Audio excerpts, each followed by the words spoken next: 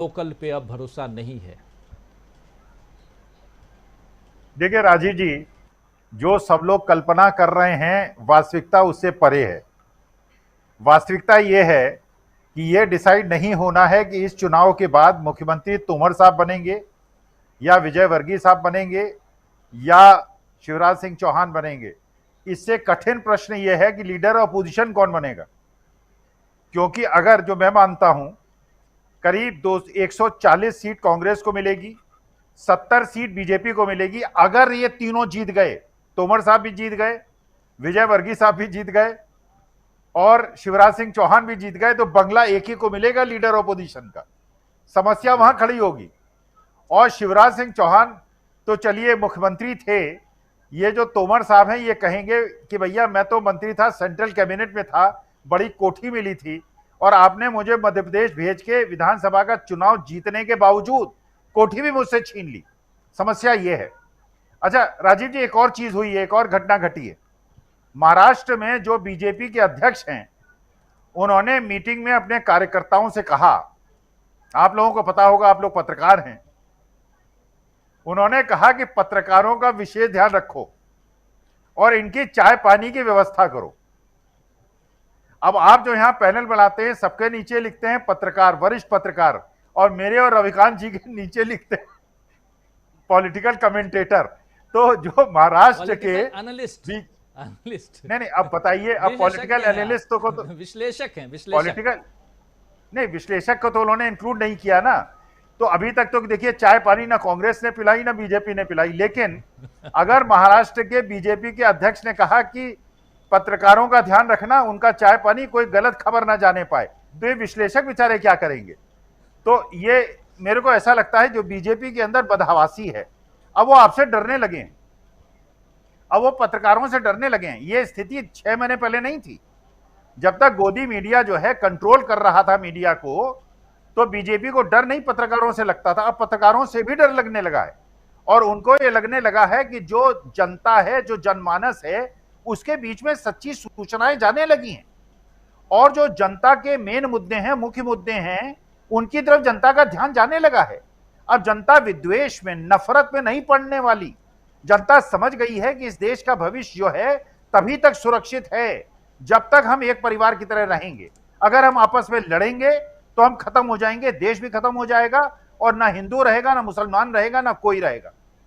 तो ये अब सवाल ये है कि अब इनको पत्रकारों से भी डरने लगा है, जो इस बात का द्योतक है कि इनको समझ में आ गया है कि जमीन के नीचे का स्पंदन जो जनता है वो ये समझने लगी है पत्रकारों के माध्यम से और आप जैसे चैनल्स के माध्यम से कि देश की असलियत क्या है। तो अब मेरा निवेदन यही है, अगली बार रविकांत जी और मेरे नीचे भी पत्रकार अगर लिख देंगे तो अगर बीजेपी वालों की 6 महीने के लिए निगाह पड़ जाएगी, आ जाएंगी, सबके सिर पे छत होगा, एमएसपी, किसानों के आय, सारी चीजें आ जाएंगी जब विकसित राष्ट्र होगा। तो 2047 के बारे में सोचिए। आज की बात क्यों कर रहे हैं, ये बात यहाँ कहीं ना कहीं कही जा रही है। और नीतीश कुमार के हिसाब में, नीतीश कुमार के स्टाइल में अगर कहूँ तो छोड़िए न, फालतू की बात क्या करते हैं आप। तो खैर, हमारे साथ जुड़ गए हैं अजय शुक्ला जी। अजय जी, आपका स्वागत करता हूं इस कार्यक्रम में और सीधा आना चाहता हूं प्रोफेसर अखिल स्वामी जी आपके पास जरा, और आपसे भी समझूं, राहुल गांधी की राजनीति क्या इतनी दबाव बना चुकी है बीजेपी के ऊपर कि आप देखिए, बीजेपी ही नहीं आरएसएस के ऊपर भी, कि आरएसएस प्रमुख को अब कहना पड़ रहा है कि मंदिर ही नहीं अब मस्जिद और चर्च भी जाना होगा। उसके अलावा, मतलब ये भी एक बयान है इसलिए आपके सामने रख रहा हूं, और उसके अलावा बहुत सारी बातें तो हम कर ही रहे हैं। तो क्या इतना दबाव, इतना प्रेशर बना चुके हैं राहुल गांधी वर्तमान सरकार के ऊपर, वर्तमान सत्तारूढ़ दल के ऊपर?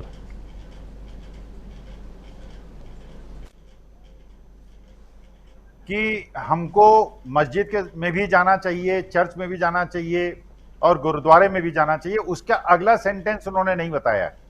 देखिए, आज के तारीख में भी जो उनके भक्त हैं, जो उनके समर्थक हैं, वो मस्जिद के सामने जा रहे हैं, वो गिरजाघर जा रहे हैं। मणिपुर में गिरजाघर उन्होंने 200 से ज्यादा जला दिए और मस्जिद के सामने भी जा रहे हैं, वहां पे डीजे बजा रहे हैं, वहां पे तांडव कर रहे हैं, वहां पे कट्टा लहरा रहे हैं। तो ये उन्हें बताना चाहिए था, वहां क्यों जाना चाहिए, जाने की आवश्यकता क्या है। अरे हिंदू अपने मंदिर में पूजा करें, अपने घर में पूजा करें, जो मुसलमान हैं अपनी मस्जिद में नमाज पढ़ें या अपने घर में पढ़ें। अपने अपने धर्म स्थल में करें और उसके निकलने के बाद एक परिवार की तरह रहें। देखिए, दूसरी बात यह है राजीव जी, जो आपने कहा, कम से कम तोमर साहब को, विजय वर्गीय साहब को यह पता चल गया कि वो पार्लियामेंट का इलेक्शन नहीं लड़ेंगे, विधानसभा का इलेक्शन लड़ेंगे।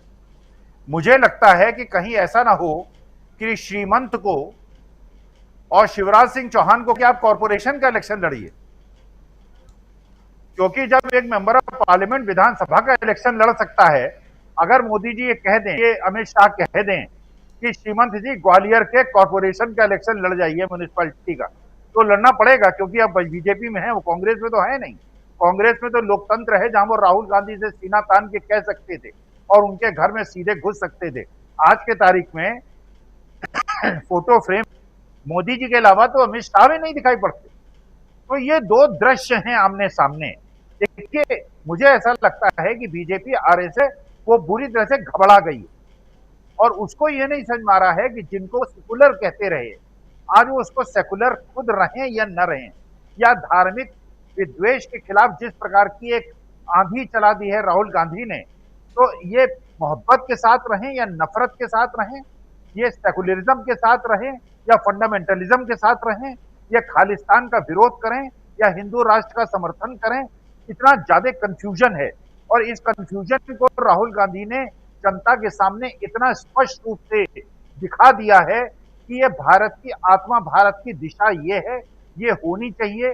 अगर भारत को एक राष्ट्र के रूप में एक विकसित राष्ट्र बनना है और अगर ये दिग्भ्रमित राष्ट्र है, तो देश का भविष्य भी उज्जवल नहीं है और धर्म नहीं बचेगा, कोई जात नहीं बचेगी, क्योंकि आपसी लड़ाई से कोई देश विकसित नहीं हो सकता। ये पूरे विश्व में राजीव जी, आप कांग्रेस पार्टी का डाउनफॉल, कर्नाटक में किसका डाउनफॉल हुआ? कांग्रेस पार्टी का हुआ क्या? अब आप देखना, हिमाचल में किसका डाउनफॉल हुआ? कांग्रेस पार्टी का हुआ। अभी मध्य प्रदेश में चुनाव है, राजस्थान में चुनाव है, छत्तीसगढ़ में चुनाव है, तेलंगाना में चुनाव है। आप देख लेना वहां पे किसका डाउनफॉल होगा। चारों के चारों चुनाव कांग्रेस पार्टी जीतने जा रही है। तो ये कांग्रेस पार्टी, ये सिर्फ एक पार्टी नहीं है, ये कांग्रेस पार्टी एक विचारधारा है, एक सोच है, और ये हिंदुस्तान के करोड़ों लोगों के दिल में है। ये सिर्फ पॉलिटिकल पार्टी नहीं है। जो हमारी कॉन्स्टिट्यूशन की वैल्यूज हैं, जिन चीजों के बारे में आप बात कर रहे हो, फेयरनेस होनी चाहिए, रिस्पेक्ट होनी चाहिए, यही है कांग्रेस पार्टी। और आपने फर्क देख लिया है, देश में आपने फर्क देख लिया है। बीजेपी का राज देख लिया आपने, कांग्रेस पार्टी का राज देखा है, ठीक है। तो आप ये मत सोचिए कि कांग्रेस पार्टी बीजेपी से टक्कर नहीं ले सकती। मैं आपको गारंटी देके कह रहा हूं, 2024 में हम बीजेपी को हरा देंगे।